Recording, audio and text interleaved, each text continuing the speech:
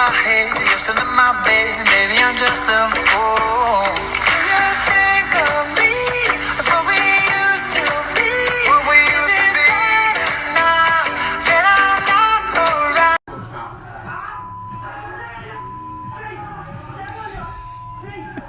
You call him a cholo in there. That's kind of wrong.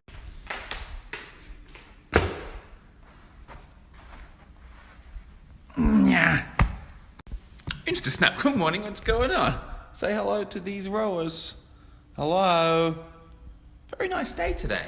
Today I'm going to share a little bit of a process that will help you become more wealthy and also help you to know a little bit more about yourself, to get to know yourself a little bit better. Most people don't know themselves very well. Growing wealth is kind of like getting healthy. The principles aren't complicated. It's not that fucking hard. It's called get an income, save a little portion of it, invest it. If you're one of my coaching clients, you know my 10-10-20 rule. That's save 10% of your income, invest it at 10% per year, and in 20 years you'll have complete 100% income replacement, including inflation adjustment.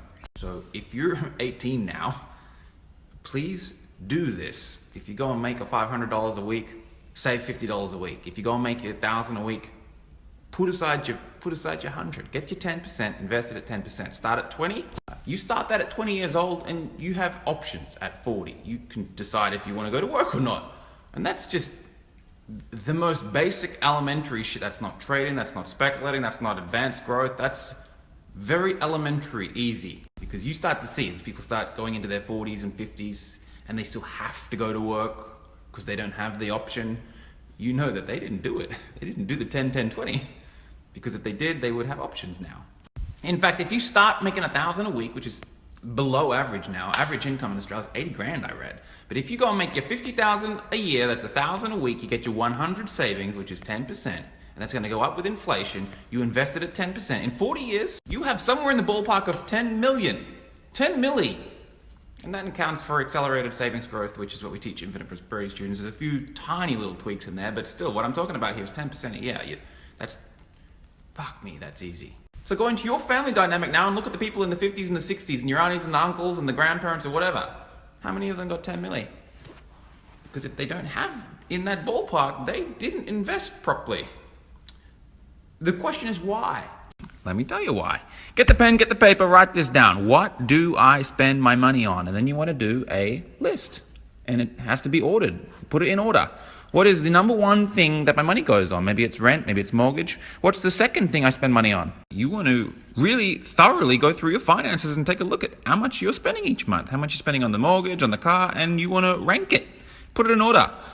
So few people know where their money's going. It blows me away. People don't know where their money's going. So often in my coaching, I say, "What do you spend your money on?" They say, "I don't know." What do you mean you don't know? Log on to your internet banking. You got the fucking numbers there. That's the thing with money. It's very objective. You got all the data there. It tells you where your money's going. Look. People don't want to look. They have shame. Have you ever had that? You don't want to log on to your internet banking because you kind of feel sick logging on, seeing the number.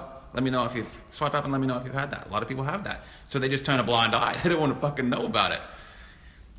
And as soon as you do that, you will not make money. So go and do your list, and then somewhere on the list, either high or either low, you'll have save and invest. Some people don't save and invest at all. It'll be right at the bottom. Some people save and invest most of their income. It'll be right at the top.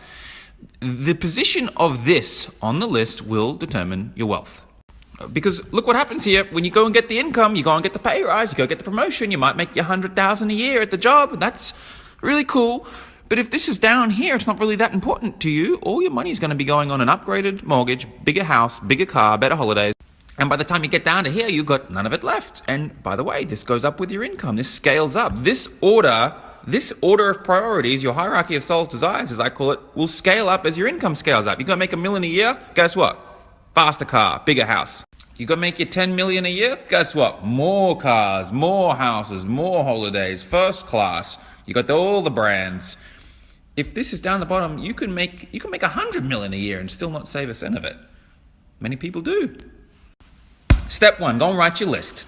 Go and write your list in order, know your numbers, go and do your numbers, take a photo of it, send it to me. I won't publicly post it, but I'll give you a thumbs up. Go and know your shit. That's the first step in knowing what's important to you and where your money's going. Step 2, 3 levels of why.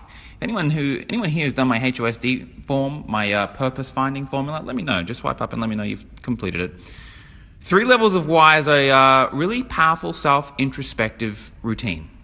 This is my top 4, by the way. This is actually my real list. Most of my income goes on savings and investing, then car, then house, then education. This house, by the way, is cheaper to live here than it is to own my Lamborghini. So that's interesting. Let's talk about that. So 3 levels of why goes like this. Let's talk about car because that's kind of interesting. Car. The question is, why do I spend so much money on car? Why do I spend my second biggest expense is car? Why? Answer the question. Then, why? And then, if you can believe this, why? Let me explain this. Firstly, car. Let me tell you why I spend my second biggest expense is car. The reason is, it gives me a sense of achievement, accomplishment, success. There are certain things that people do and people experience in their own lives. Everyone's different. Everyone's got a different list. Certain things that people it brings you alive. You come alive. You feel inspired. For me, driving is one of them. Putting the music on, pulling up the lights, you feel good. So it's a sense of my achievement. It inspires me. The question is, why does it do that? This is what the second why is. Why do I feel a sense of achievement in driving a car? Well, let me answer you. Because when I was a teenager, I looked up to people with nice cars. I thought, if you have a red Ferrari, you're fucking successful. You are killing the game. I admired that. I respected that. I looked for that. I found that. I went up to the Ferrari owners and I would ask them questions. And I said, I'm going to have a Ferrari someday. You watch me. I'm going to get that Ferrari someday. You wait. And I told my friends and I told my family and I told everyone in the whole universe that I was going to have this Ferrari someday, right? The question is, why? Why did I make that association in my mind? Why did I look to the people like that? And why was it so important to me? I got the million other things I could have been focused on. Why? This is the 3rd level why. You see what's happening here? We're digging deeper. We're digging deep into our psyche to figure out why we do the things we do. So let me tell you my 3rd level why. I moved from a poor school to a wealthier school when I came to Brisbane.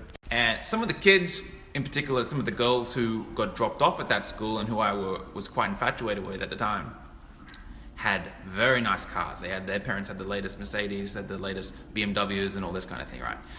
We had a Toyota Corolla. And as a kid, I didn't know better. I thought in my mind that having a Toyota Corolla meant that I was not as good. It meant that I was an outcast. It meant that I didn't fit in. It meant that I wasn't in with the group. I wasn't with the cool kids. And I was so embarrassed about this Toyota Corolla that I would have my mum drop me around the corner so that I didn't have to get dropped at the front gates and so that no one would see me get out of this Toyota Corolla. I had so much embarrassment and shame. I didn't want people to know what was going on here. I had so much embarrassment that she had to drive me around the block. And I was so resentful. I was a little ungrateful shit, right? I was so resentful to it that I said, fuck this shit. When I have kids, we're having the best cars. I said, when I grow up, I'm having the best cars. I'm getting the best cars. This is the worst thing in my life. And it was such a pain point for me as a kid, and it created such a big void in my life that it became a value. In my adulthood, it became a value. And so I'm attracted to cars. I have nice cars. I love nice cars. It's become a value of mine. Your voids become your values. And if you know where they originate, by taking the time to do your list and go 3 levels of why, you have a new perspective of your life. You'll have a new understanding of why you do the things that you do. And that can be very, very, very powerful.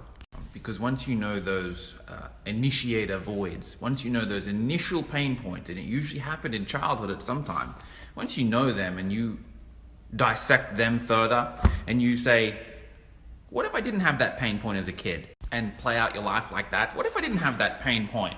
Then what? Then I wouldn't have associated nice cars with making money, and then I wouldn't have had such a drive to make money, and I wouldn't have had such a drive to learn how to trade and invest and grow wealth.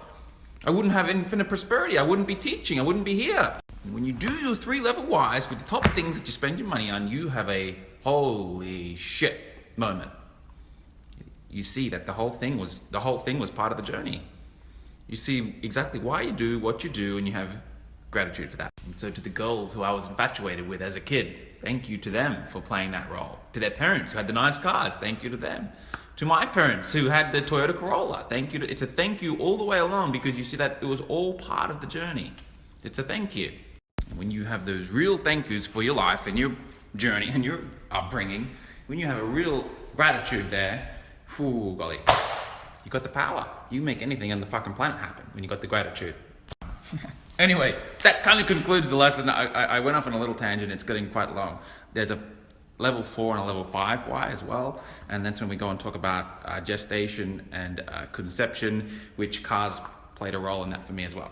But that could be getting a little bit too deep for InstaSnap. I'm not too sure. I hope you enjoyed today's lesson. If you got something from it, please let me know. But I will say this is kind of important, right? If you can go through your entire list and dissect your entire life and find out exactly what the initial pain points were, the voids, and you dissolve them and dissect them, and you break through those initial things, you can rearrange that order. Because with wealth, what happens is this: people have these massive, big, long lists. Saving and investing is right down the bottom because they have unfinished business in their childhood. They have unresolved pains and hurts and resentments and charges that's scattering them up the top of their list. So in adulthood, they realize they want wealth, they want options, they want freedom, they want power, they want the fucking wealth. But they haven't properly worked through all the stuff. So what happens is wealth really isn't that important because this is their first priority. The items at the top of the list is a reflection of really what you're spending your money on, and deep down, there's a reason for that. There's a reason for that, and it's more important in your spiritual journey, if that's what you want to call it, it's more important for you to resolve that shit first.